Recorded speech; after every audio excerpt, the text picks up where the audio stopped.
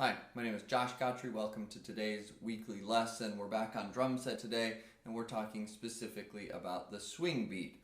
Unlike the rock beat that is focused around what's happening on the bass drum and the snare drum, and the hi-hat and ride cymbal kind of just lend themselves to background timekeeping roles, what happens on the hi-hat with the foot and the ride cymbal with the hand are really the defining characteristics of what is a swing beat, and they are brought to the forefront in terms of balance.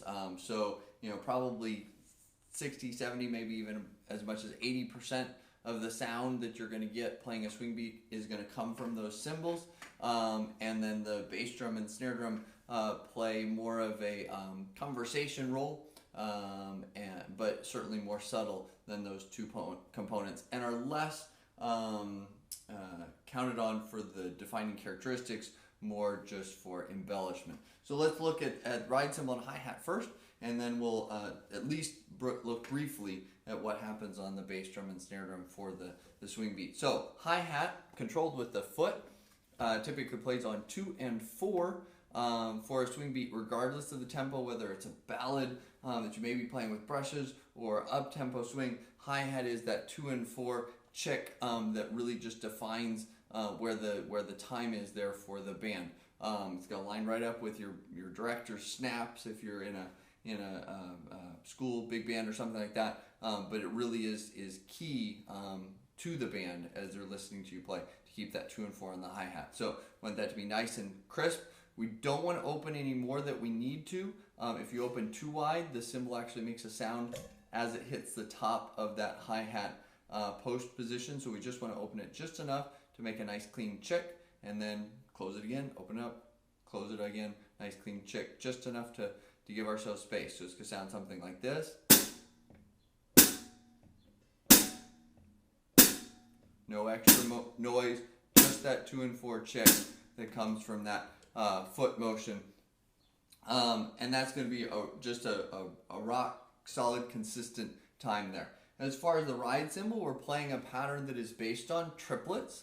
If you start just with quarter notes, you're going to add the third note of a triplet in beat 2 and beat 4, and that gives you your defining swing rhythm. So we have 1, 2 triplet, 3, 4 triplet, 1, 2 triplet, 3, 4 triplet, 1. Okay, 1, 2, let 3, 4, let 1. There's your ride cymbal pattern, and we'll add that with the hi-hat.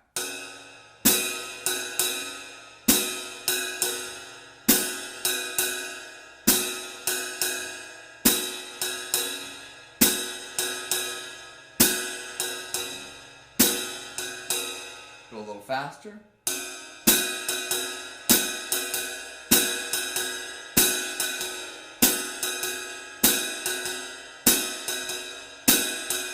Couple things to note and pay careful attention to as you're playing it. Number one, as with anything we play on Drumset, whatever limbs or parts line up vertically, in this case the 2 and 4 on the ride cymbal and the hi-hat, need to be precisely placed such that they do coincide in time right at the same point. So there's no discrepancy as far as what we communicate to our band as far as where 2 is and where 4 is, because both of those instruments are lining up at that exact same time.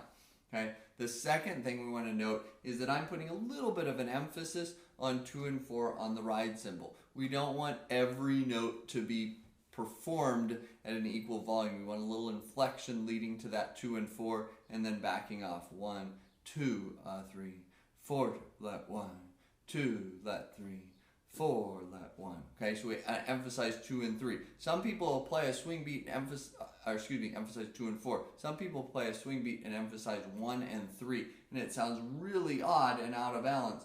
We have 1, 2, 3, 4, 1, 2, 3, 4, and it just really is not in keeping with the character of a swing beat. So we want to slightly emphasize that 2 and 4.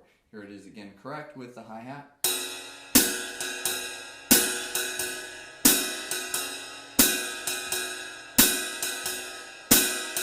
And the whole time I'm playing it, I'm thinking 1 triplet, 2 triplet, 3 triplet, 4 triplet, using that triplet subdivision to help me with my placement of those notes.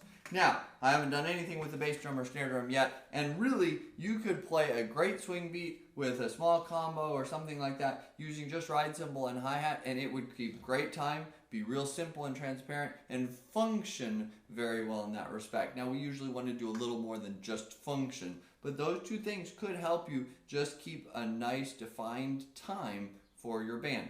But if we want to get a little bit more embellished, there's a couple things we can do. Number one, with the bass drum, we can, if we're going back to the big band era, or that golden age of swing in the 20s and 30s, we could go ahead and do what was considered 4 on the floor, which would be the bass drum playing quarter notes as we play. Now, it's not rock beat quarter notes. It is typically what's called a feathered bass drum. So we're going to play the bass drum very lightly, as if you were hitting it with a feather. So I'm going to play that same swing beat, and I'm going to add the bass drum oh so lightly played on top, or under, I should say, what I'm doing with the ride cymbal and hi-hat.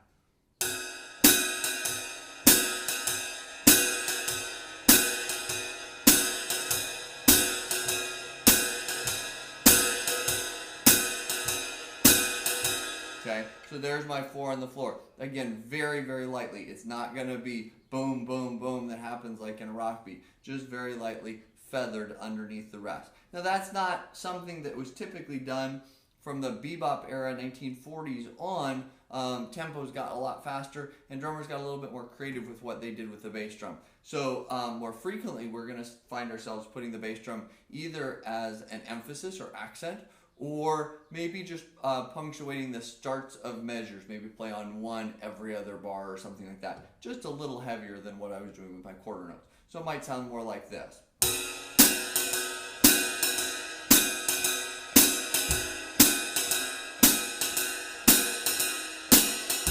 Just a little bit of a delineation for the band of, okay, here's the start of a 2-bar phrase, or here's the start of a 2-bar group.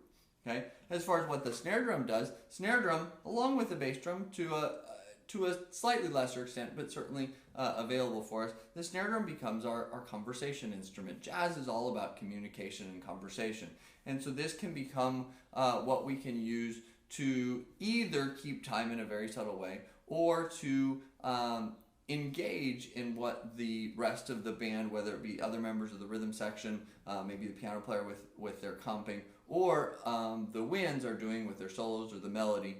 We can use this as part of that conversation. So if the band is playing, let's say, 1 ba ba da da da da, ba ba da da do da, we could play that rhythm on the snare drum.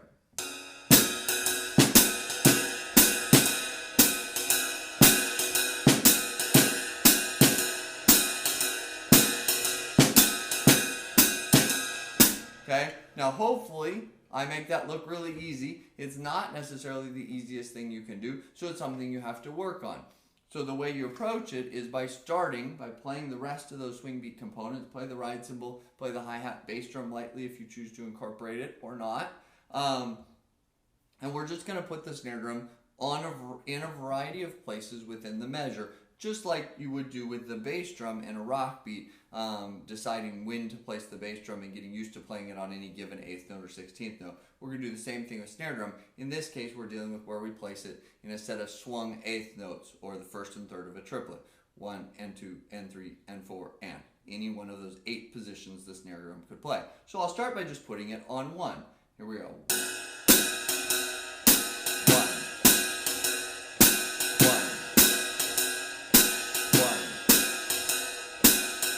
Now here's the and of 1.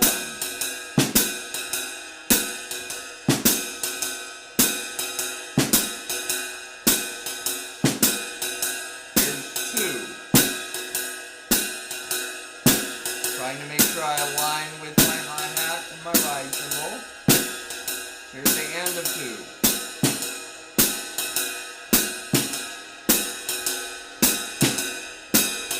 And so on and so forth, and I'd go through each of the different 8th notes in isolation, and then start putting together in 2s and 3s and 4s and so on and so forth, to the point that I could play any given swung eighth note at any point in time on the snare drum, and that will allow me to play most of the rhythms that I might want to engage with the rest of the band as I'm playing. And then we can do the same thing with the bass drum as well.